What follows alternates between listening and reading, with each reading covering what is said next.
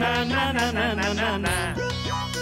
আরে গুল গুল গুল গুলটে গুলটে উল্টে গুলে দেয় দুনিয়া উল্টে উল্টে পাল্টে দিন কাটে তার গলদপুরে রগবাজি গুলবাজিতে কি কাণ্ড! পাঁচু ভেন্ডি ঘটনা চালা তার সঙ্গীত তার কার সাজিতে জ্বালিয়ে খেলে গুলের প্যাঁচে দিনকে করে সেরা গুল গুল গুলটে গুল গুল গুলটে মামা জিন্দাবাদ উল্টে মামা।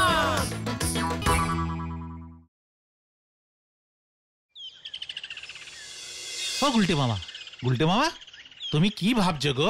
ও গুলটে মামা, অনেক গভীর ভাবনা রে, ভেরি দুঃখজনক, ইমোশনালিস্টিক। বলো না বলো না। দুঃখের কথা বললে দুঃখ কমে যায় গুলটে মামা। ওরে এই দুঃখ ঠিক সেই টাইপের দুঃখ নয় রে। তাহলে ওরে গলদপুরের ভুলভাল বলদের দল, এই যে আমি আমার সারাটা জীবন আড্ডার জন্য উৎসর্গ করিলাম, আমি কি পাইলাম? মানে ভেরি ইজিক্যালি সোজা রে। আমার মৃত্যুর পর এই গলদপুরের লোকজন আমাকে কি ভুলিয়া যাইবে? অবশ্যই। ঘটন, মুখ শান্তিং কর, পুরোটা শুনে উত্তর দে। এই ঠিক আছে ঠিক আছে ঠিক আছে, তুমি বুঝিয়ে বলো গুলটে মামা। না মানে আমি বলছিলাম যে এই যে আমি বাঙালির এই আড্ডা শিল্পকে বাঁচাইয়া রাখিবার জন্য সারা জীবন আন্দোলন করিলাম, তার জন্য এই গলদপুরের স্কুল মাঠে আমার একটা পাথর মানে প্রস্তর খণ্ডের মূর্তি যদি স্থাপিত হইত, তাহলে আমার এই মারমার আত্মা শান্তি পাইত।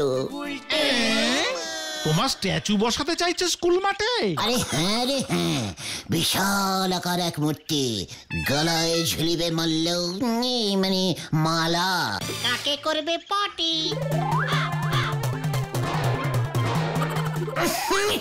ইস ভেন্ডি, স্ট্যাচু থাকিলে কাক তো ইয়ে করিবেই, কাকের কোনো দোষ নাই, তুই সেই ইয়ে পরিষ্কার করিবি, ইহাই আমার নির্দেশ। ঠিক আছে। দূর, গাছে কাঁঠাল গোপে তেল। তোমার ওই মূর্তি কে আর প্রতিষ্ঠা করবে বলো? সে তো অনেক খরচ। তাছাড়া সারা জীবন আড্ডা মেরেছো বলে তোমার জন্য কেউ এক পয়সাও খরচ করবে না। তুমি কি কিছু আবিষ্কার করেছো নাকি? নাকি তুমি বিশ্ববিখ্যাত শিল্পী, সাহিত্যিক না কবি? নয়তো সমাজসেবক, কিন্তু একটা বড় কিছু তো করতে হবে গুলটে মামা। উল্টে মামা। ও গুলটে মামা, দুঃখে থম মেরে গেছে। থম থম থম, লুচি আর আলুর দম, ট্রেন যায় ঝমাঝম, থম থম থম। নমস্কার। এসব কি বলছো তুমি গুলটে মামা? মনে পড়ে গেছে রে, মনে পড়ে গেছে, আমারও মূর্তি প্রতিষ্ঠার কারণ আছে আছে আছে। কি তুমি কবিতা করে কথা বলছো কথা গুলটে মামা? ওরে ওরে ওরে, আমি তো কবি রে।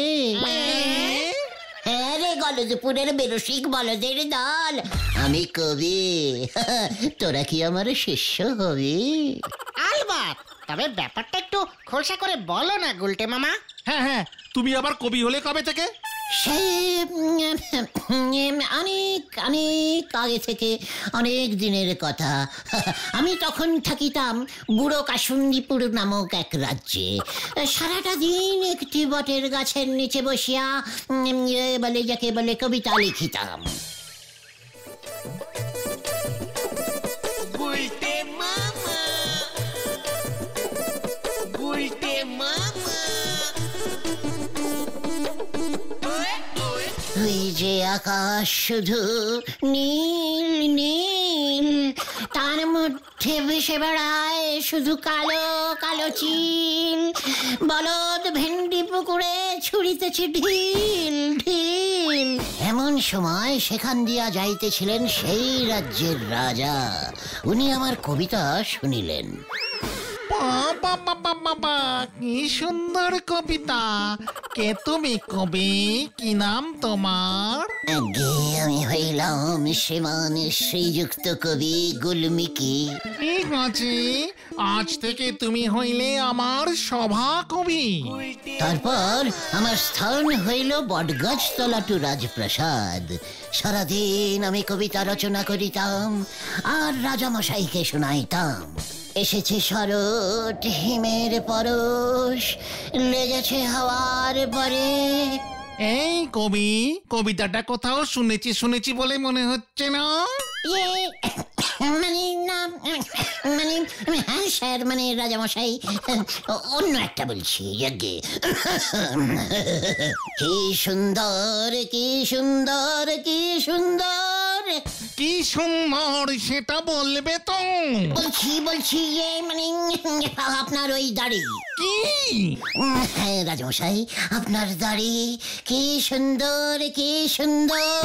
রাজামশাইয়ের দাড়ি ইয়ে মানে কি সুন্দর দেখিতে লাগে রসগোল্লার হাঁড়ি। বাহ বাহ বাহ, চালিয়ে যাও কবি, চালিয়ে যাও। কি সুন্দর, কি সুন্দর রাজামশাইয়ের ভুঁড়ি। দু হাত তুলে বলো সবাই, মানে বলো হরি, বলো হরি, হরিবল হরিবল, বলো হরি, বলো হরি। হরিবল হরিবল।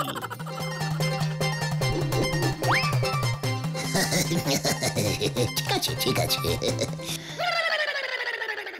রে গলদপুরের থম্মারা বলদ, তোরাই দেখছি এখন স্ট্যাচু হয়ে গেলি। না মানে আমি বলছি যে তুমি যে সব বললে এগুলো সব সত্যি।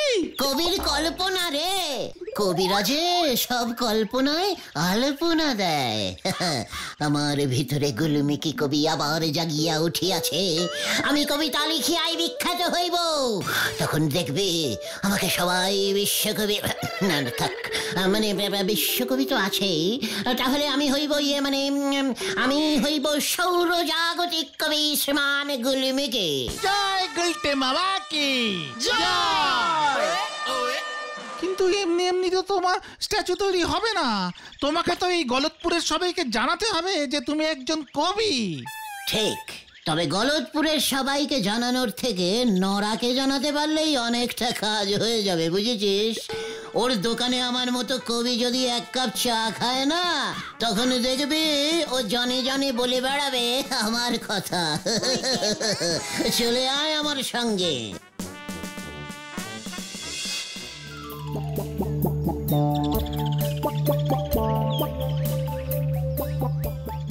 কি গো, আজ যে দেখতেছি গুলটে বাবু কোনো কথাই বলতেছে নে, একেবারে থম মেরে গেছে।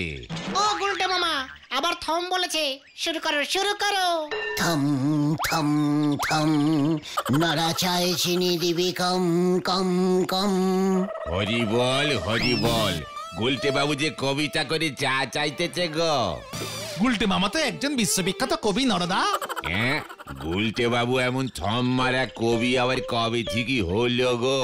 নরা সাবধান, কবিকে অসম্মান থম মারা বলবি না। 2 চামচ চিনি দিয়ে 1 কাপ চা দিয়ে যা শিগগির। এই যে গুলটে বাবু, আপনার চিনি দেওয়া চা ফু দেখা। আমিও কেমন কবিতা করে দিলাম, ওসব ফুটো কবিতা আমার কাছে ঝেড়ে লাভ নেই গুলটে বাবু। সে আমিও এমন কবিতা ঝরঝর করে বলতে পারি। নরা নরদা নরদা, তুমিও তো জানো না আমাদের গুলটে মামা আগের জন্মে বিশাল বড় কবি ছিল, নাম ছিল গুলমিকি।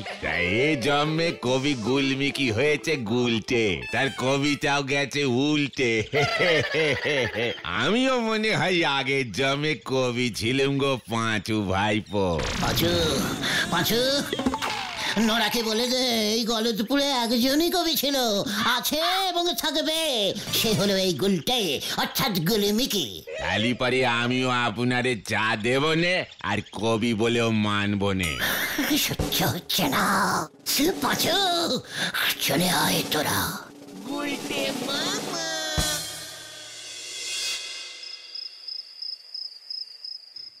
না না না না না না না না, যেভাবেই হোক লোকজনকে জানাতেই হবে যে আমি একজন বিশ্ববিখ্যাত কবি। কিন্তু কিভাবে, কিন্তু কিভাবে জানবে, কিভাবে জানবে? পেয়েছি, পেয়েছি। পেয়েছি বুদ্ধি পেয়েছি। আমার কবিতার একটা বই ছাপিয়ে সেই বইয়ের কবিতা যদি স্কুলের বাচ্চারা মুখস্থ করে ব্যাস, তাহলে আর দেখতে হবে না, বাচ্চাদের মুখে মুখে আমার কবিতা ছড়িয়ে পড়বে। অপূর্ব। নমস্কার, আমি এখন একটা সৌরকবি শ্রী গোলমিকি গুহর কবিতা বলে শোনাবো। কবিতাটার নাম ব্যাঙাচি। ছি ছি ছি, আমি ব্যাঙাচি ধরেছি, ব্যাঙাচিটার নাম লিখেছি গরম পেঁয়াজি। এই যে বলতো পল্টা, এখানে কবি ব্যাঙাচিটার নাম গরম পেঁয়াজি কেন রেখেছেন?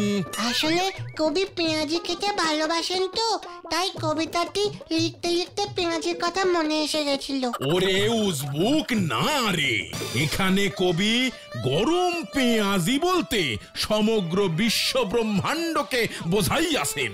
বিশ্ব ব্রহ্মাণ্ড কেমন পেঁয়াজির মতো গরম হইয়া গিয়াছে। ব্যাঙাচি হইল এই ব্রহ্মাণ্ডের প্রাণীরা, অর্থাৎ আমরা। এর অর্থ বড়ই গভীর। আহা, কি লিখিয়াছেন কবি গুলমিকি। আমাকে আজকেই হেড স্যারের কাছে যেতে হবে, তবে এমনি নয়, একেবারে কবির বেশে।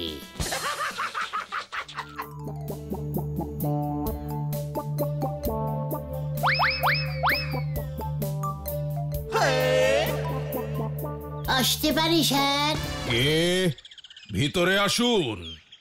নমস্কার শ্রী শ্রদ্ধেয় হেড স্যার মশাই, আমি যে একটু আপনার সাথে কথা বলিতে চাই।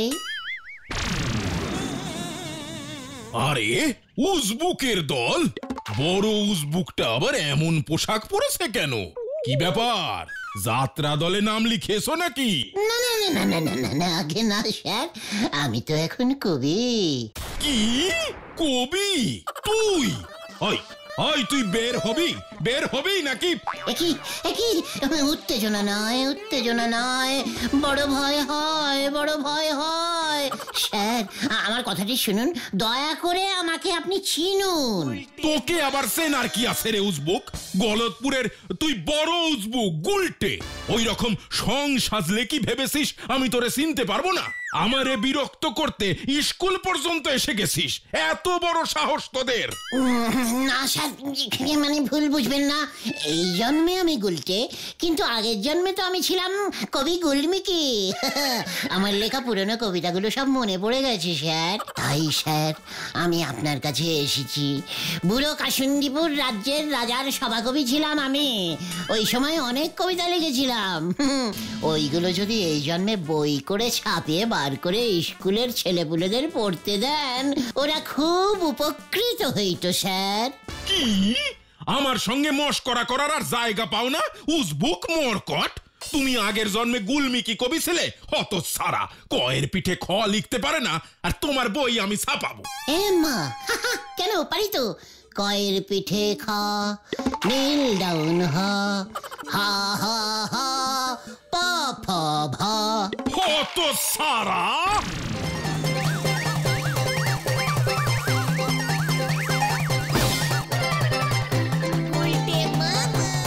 দূর হয়ে যা আমার চোখের সামনে থেকে, নয়তো আমি পুলিশ ডাকবো।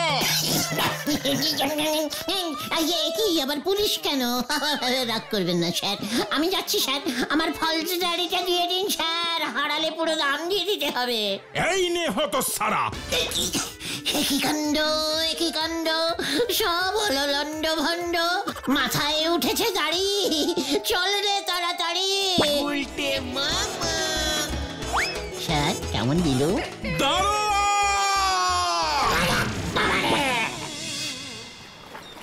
উল্টে মামা। এবার কি করবে গুলটে মামা? ওই স্ট্যাচু তৈরির আশা তুমি ছেড়ে দাও। মুখ সামলে কথা বল, স্ট্যাচু আমার তৈরি হবে, আর সেই স্ট্যাচুতে মাল্যদান করিয়া উদ্বোধন করিবেন আমাদের হেড স্যার নটু বাবু। কিন্তু কিভাবে? তুমি যে আগের জন্মে কবি ছিলে সেটা তো কেউ বিশ্বাসই করছে না। এ জন্মে তো একটা কিছু করো, আগের জন্মের ওই কবিতা দিয়ে এ জন্মে স্ট্যাচু ফ্যাচু হবে না গো গুলটে মামা। ওরে গলদপুরের ব্যর্থ বলদের দল, আমি এমন একটা বড় কিছু করিব, তখন দেখিবে শুধু এই গলতপুর নয়, প্রত্যেক পাড়াতেই আমার একটি করিয়া মূর্তি স্থাপন হইবে। এই গলতপুরের নাম বদল করিয়া এই কবির স্মরণে গুলটেপুর হইয়াও যাইতে পারে। কি করবে তুমি? মহাকাব্য লিখিব। মহাকাব্য? আরে মহাকাব্য, ইয়া মোটা হবে বইটা। আমার মাথাটা কেমন যেন ঘোরাচ্ছে গুলটে মামা। এখন তো তোদের অনেক কিছুই ঘোরাবে, তার থেকে বরং ঘরের ছেলে ঘরে ফিরে যা। আর হ্যাঁ শোন, কাল থেকে আমাকে আর পাবি না কিন্তু, বলে দিলাম। আড্ডা বন্ধ। কেন? কোথায় যাবে তুমি? সময় হলেই সব জানতে পারবি। আজ তো একটা মহাকাব্য লেখা তো সহজ কাজ নয় রে, ওসব তোরা বুঝবি না। উল্টে মামা যা বাবা।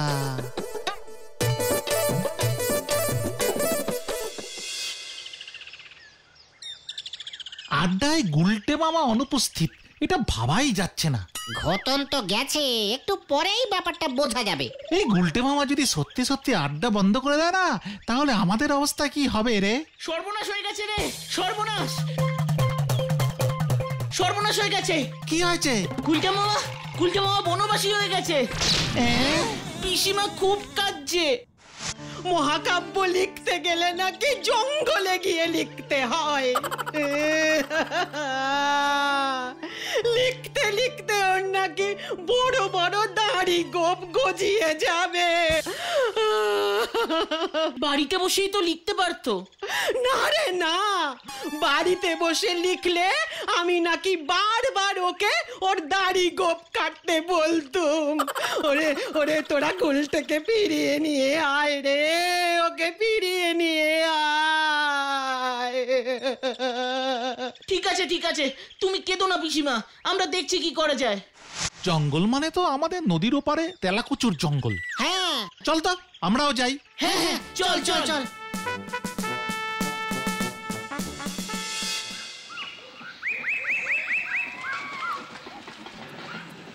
গুলটে মামা কোথায় গেল বলতো? কোথায় আজ যাবে? গভীর জঙ্গলে ঢুকবার সাহস নেই, এদিক সেদিকেই হবে। ওই দেখ,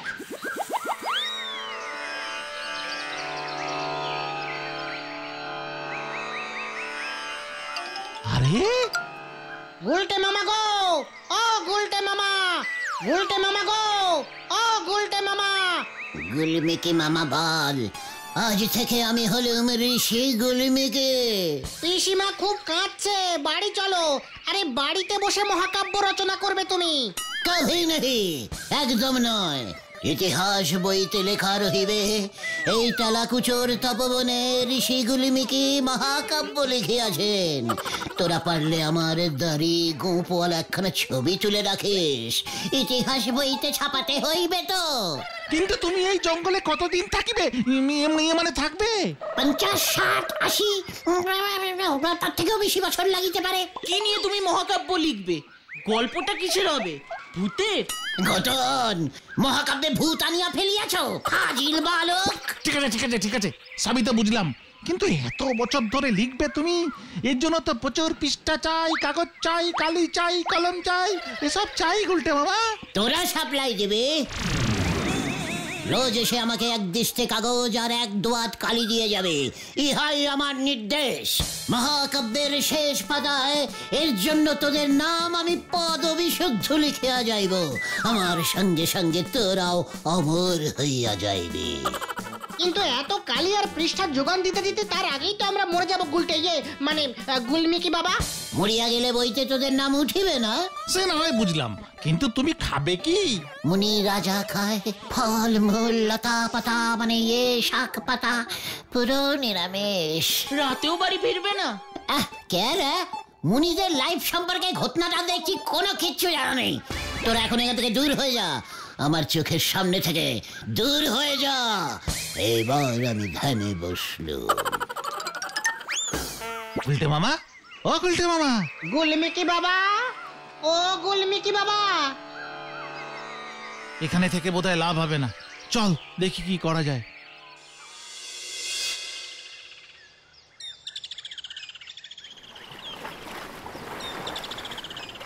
করা যায় বলতো? গুলটে মামা যা খেপেছে, সহজে বাড়ি ফিরবে বলে মনে হচ্ছে না। অন্তত 2-3 দিন তো থাকবেই। জঙ্গলে 2 দিন থাকলে তাহলে গুলটে মামাকে আর দেখতে হবে না। উল্টে মামার ঘাট থেকে কবি হওয়ার ভূত নামাতেই হবে। রাইট, ঠিক বলেছিস। ভূত দিয়েই ভূত নামাতে হবে। মানে শোন তাহলে। বাবা, মাগো, কি কাঁচালে পড়লাম রে ভাই। ওই বলদগুলো যে এত হাই রেটের বলদ সে তো জানতাম না। আর একটু জোর করলেই তো আমি বাড়ি ফিরে যেতাম। আশ্চর্য। শুনলাম পিসমা নাকি কান্নাকাটি করছে। তো এখন আমি নিজে থেকে বাড়ি যাই কি করে? কি যে করি। না না না না না না, কভি নেই। আমি নিজে কিছুতেই বাড়ি ফিরিব না। তাই নাকি? তাহলে তো আমাদের খুব ভালোই হলো। এই কে কে ওখানে? কে? গুলমিকে, কেমন আছিস তুই?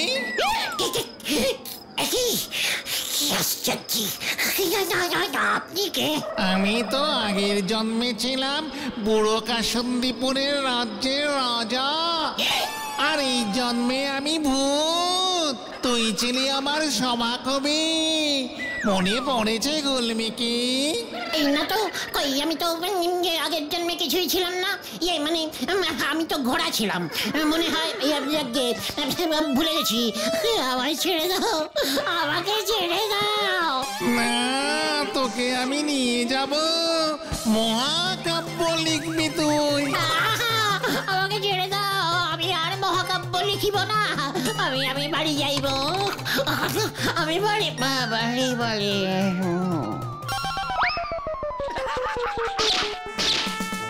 নে, প্ল্যান মনে হয় কাজে দিয়েছে। গুলটে মামা হত ছাড়া নাকি সারা জীবন জঙ্গলে থাকবে। এক রাতও থাকতে পারিনি, সে নাকি আবার মহাকাব্য লিখবে। কত রং যে আর দেখাবে। খুব ভালো হয়েছে, খুব ভালো হয়েছে। এইবার 10 দিন বিছানাতেই শুয়ে থাকুক, তাহলেই আমার শান্তি। আর কবিতা লিখিব না রে ভাই যুগন। তাহলে তুমি কি লিখবে গুলটে মামা? ভূতের রচনা। তোমার স্ট্যাচু হবে কি করে তাহলে? স্ট্যাচু হওয়া খুব খারাপ রে। মাথায় কাক পক্ষীতে শুধু ইয়ে করে, ওসব আমার দরকার নেই রে। জয়